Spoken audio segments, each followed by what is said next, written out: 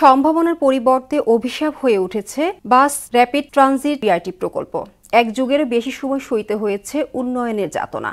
এখন সড়ক বাড়াতে গিয়ে কমেছে ফুটপাতের পরিমাণ। এ নিয়ে ভোগান্তির কথা বললেন শিল্পঘন টঙ্গী গাজীপুরের বাসিন্দারা। নগর বিশেষজ্ঞরা বলেন, প্রকল্পটিতে সংস্কার পরিমার্জন না করলে এই করিডোরে যানজট আরও বাড়বে।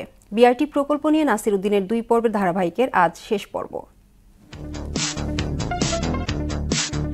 বিশ্বের বিভিন্ন শহরে বিআরটি ব্যবস্থা যাত্রী চলাচলে ভালো ভূমিকা রাখছে। প্রকল্পের শুরুতে দেশেও এমন আশা দেখানো হয়। হাতে নেয়ার 5 বছর পর 2017-তে শুরু হয় নির্মাণ কাজ।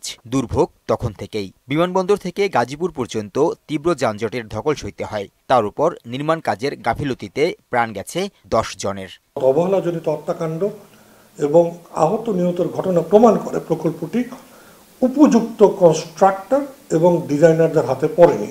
বিআরটি নিয়ে এলাকাবাসীর বিস্তর অভিযোগ। তারা বলেন, ভোগড়ায় একটি ফ্লাইওভারে উচ্চতা কম। স্টেশনগুলোতে যাতায়াতের ক্ষেত্রে 72 ফুট উঁচু সিঁড়ি বয়স্ক আর শিশুদের দুর্ভোগে ফেলবে। এছাড়া প্রকল্পটির কারণে কোথাও কোথাও কমেছে সড়ক ও ফুটপাতের পরিমাণ। জায়গা নষ্ট করছে, কিন্তু সে তুলনা হিসাবে আপনার গাড়ির রাস্তা বাড়ে না। এটা সফল হবে না, এটা বরঞ্চ ভোগান্তি বাড়িয়ে দিবে। আনুষঙ্গিক অনেক কিছু বাকি রেখেই সম্প্রতি বিআরটি লেনে বাস চলাচল শুরু হয়েছে, কিন্তু 25টি স্টেশন, যাত্রী ছাউনি, ইন্টারসেকশন, কানেক্টিভিটি কোনো কিছুই শেষ হয়নি। সুদবিহীন ব্যাংকিং এর আত্মশুদ্ধির পথ এনআরবিসি ব্যাংকের ইসলামিক ব্যাংকিং আল আমিন। উত্তর থেকে টপিক থেকে ব্রিজ বানাইছে, উত্তরে গিয়ে নাম লই, ডালে থেকে নাম লই, একবারে আপনি খিলক্ষেত পর্যন্ত যাম। তাই লাভটা কি হলো? 10টা বাসের জন্য যে সব বন্ধ করে দিব, আমরা আউটসাইড দিয়ে দিব, তাইলে হবে না, তাইলে রাস্তায় ফাঁকাই পড়ে থাকবে। নগর বিশেষজ্ঞরা বলেন, আগামীতে শিল্পঘন ঢাকা ময়মনসিংহ করিডোরে পরিবহনের সংখ্যা আরও বাড়বে। বিআরটি ডেডিকেটেড লেনের কারণে পাশের সড়কে চাপ তৈরি হবে। যেহেতু 1800 থেকে 2200 গাড়ি চলে, তাদেরকে তো আপনি উঠাই দিতে পারবেন না। তখন কি হবে জানেন, যে এটার ভিতরে একটা কনফ্লিক্টিং সিচুয়েশন দাঁড়াবে।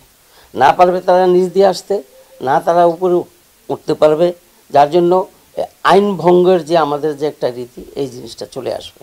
প্রকৃত ব্যবস্থাপনা নেওয়া ছাড়া উদ্বোধন করাটা এক ধরনের ঘোড়ার আগে গাড়ি জুড়ে দেওয়া। বিশৃঙ্খলা তৈরি করার মধ্যে দিয়ে নগরীর অত্যন্ত গুরুত্বপূর্ণ প্রবেশদ্বারকে এক ধরনের যানজটের আবার নতুনভাবে তৈরি হবে কিনা সেটাও ভেবে দেখা প্রয়োজন। আরও 1 বছর সময় লাগলেও প্রকল্পটি নিয়ে অন্তর্বর্তী সরকারকে সংশোধন পরিমার্জনের দিকে হাঁটার পরামর্শ দেন নগরবিদরা। তার জন্য 6 মাস 1 বছর লাগে, তবে তাই হোক, কিন্তু এখন পর্যন্ত সেই ধরনের কাজগুলো এই প্রকল্পে করা হয়নি।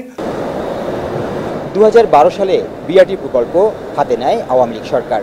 কাজের ধীরগতি সহ নানা কারণে শুরু থেকেই এটি গলার কাঁটায় পরিণত হয়। দীর্ঘ 1 যুগ পর প্রকল্প সংশ্লিষ্ট নানা অবকাঠামো তৈরি হলেও এখনও পর্যন্ত এখান থেকে কাঙ্ক্ষিত সুফল মিলছে না। নাসির উদ্দিন, সংবাদ, গাজীপুর।